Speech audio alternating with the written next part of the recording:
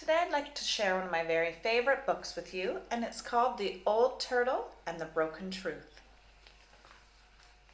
Once, in a beautiful faraway land that was somehow not so far away, a land where every stone was a teacher and every breeze was a language, where every lake was a mirror and every tree a ladder to the stars. Into this far and lovely land fell a truth.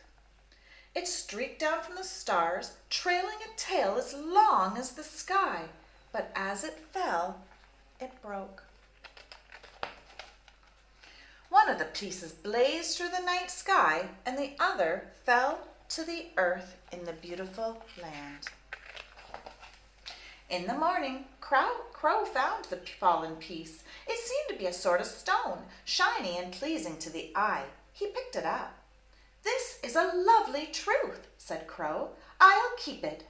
And he carried it away.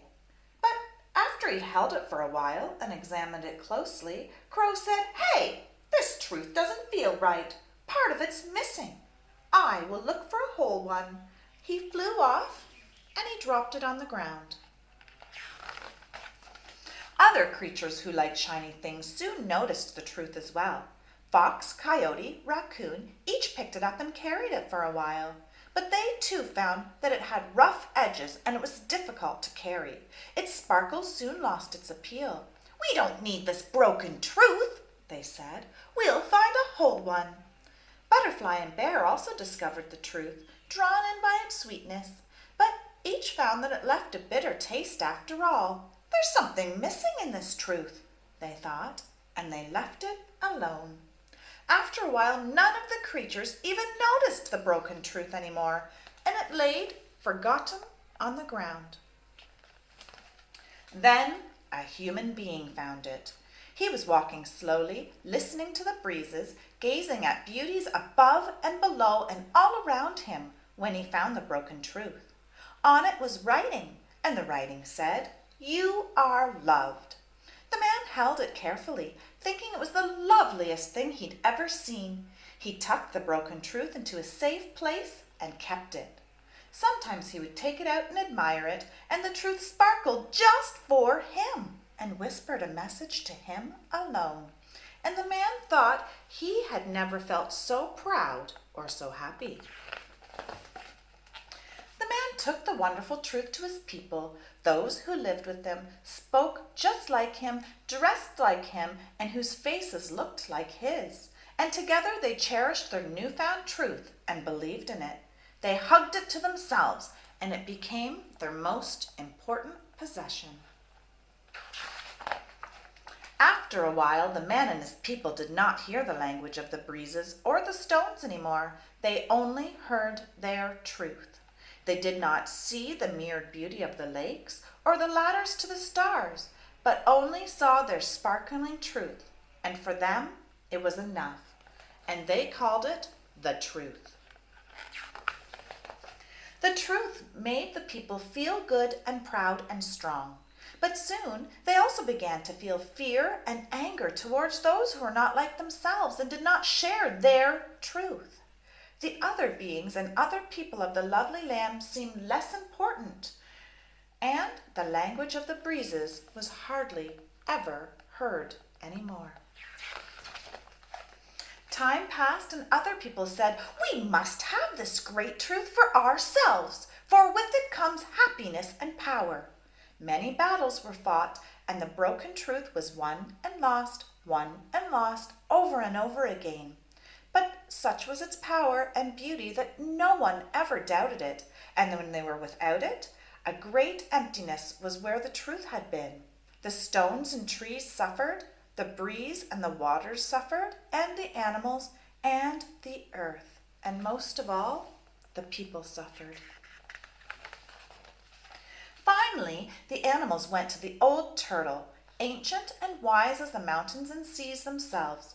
Crow and Fox went, Coyote went, Raccoon, Butterfly, Bear, and many others all went to see the old turtle.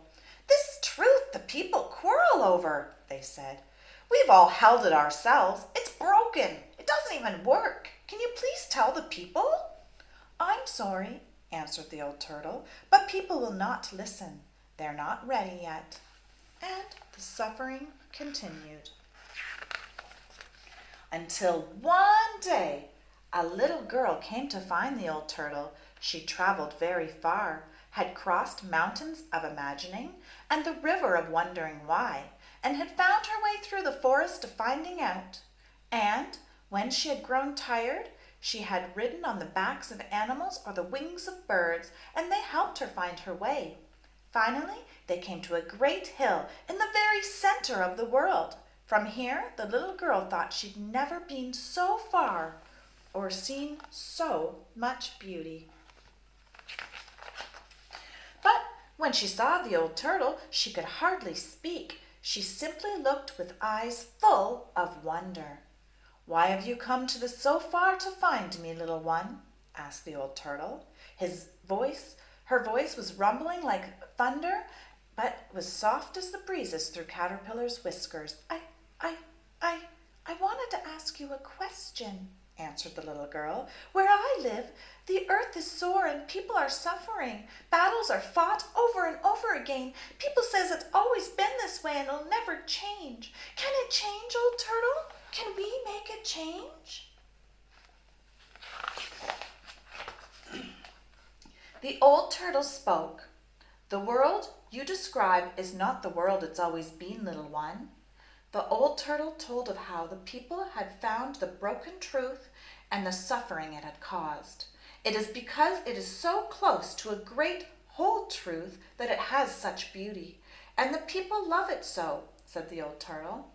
"It's the lost portion of the broken truth the people need if the world is to be made whole again." But where's the broken piece?" asked the girl. "Can we put the truth back together again?" "First, my child," said the old turtle, "remember that there are truths all around us and within us. They sparkle in the night sky, bloom upon the earth. They fall upon us every day, silent as snow and gentle as rain. The people clutching their one truth forgot that this is part of a small and lovely truths of life. They no longer see these truths, no longer hear them. But perhaps, little one, you can—" I'll try," said the little girl. The old turtle spoke again. "Remember this also, little one," she said. "The broken truth and life itself will be mended only when one person meets another, someone from a different place, or with a different face or different ways, and sees and hears herself. Only then will people know that every person, every human being, everything is important, and that the world was made for each of us." For a long time, the two friends were quiet, high on their hill and in the very center of the world.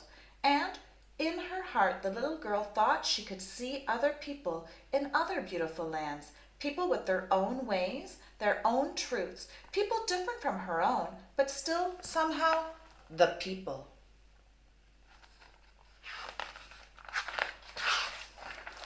Finally, the little girl asked one more question. "Old turtle, how will people learn these things?" "By seeking out those small and simple truths all around them," said the old turtle, "by listening once more to the languages of the breezes, by learning lessons from stones and animals and trees and stars. Even turtles," she chuckled, "and little girls. Now, little one, it's time for you to go and return to your people and tell them what you have learned and help them mend their broken truth. Take this with you," said the old turtle, and she placed something in the little girl's hand. "I've saved it for a long time, for someone just like you." The little girl looked at what the old turtle had given her. It was a kind of stone, mysterious and a beautiful stone. It was lovely to touch, and it made her feel good to hold. She squeezed it tightly and tucked it away for her journey. "Oh, thank you, old turtle," she said, and hugged her friend's great leathery neck, and then started off for home.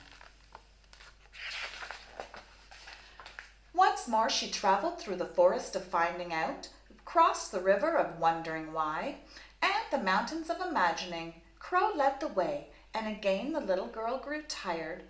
All her animal friends helped, She sometimes touched the stone the old turtle had given her to renew strength, and it took her a long time, yet almost no time at all. And then she was home. But it had been a long journey, and those who take great journeys of the heart are changed. The people didn't recognize her anymore, and when she spoke, they did not understand. She told them of her journey, but the people could not follow her words. She spoke of a world made of small, gentle truths, of all the people being one people. But they could not catch her meaning. She explained about the broken truth and the need to make it whole, but the people didn't believe her, and they just didn't understand. Finally, Crow, seeing all that was happened, flew to the place of high above the village where the great truth was kept.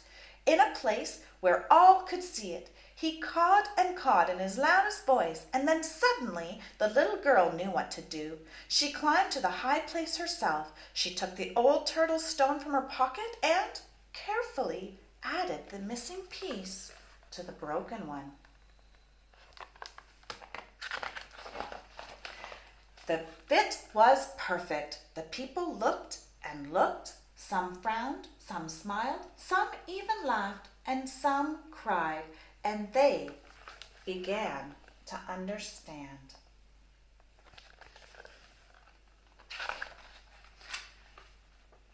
And it said, "You are loved, and so are they." Time passed, and upon the beautiful land, the trees climbed like ladders to the stars, the water shone like mirrors, and the people saw their beauty. A breeze stirred, and they heard its music. Tiny truths fell by day and night, gentle as rain and snow, and the people found them and kept them safe in their hearts. And slowly, the people met other people different from themselves, and they began to see themselves.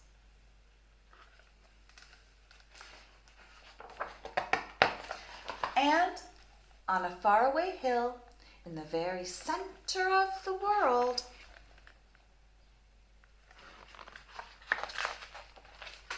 the old turtle smiled. The end. I hope you enjoyed the story. Thank you for sharing it with me.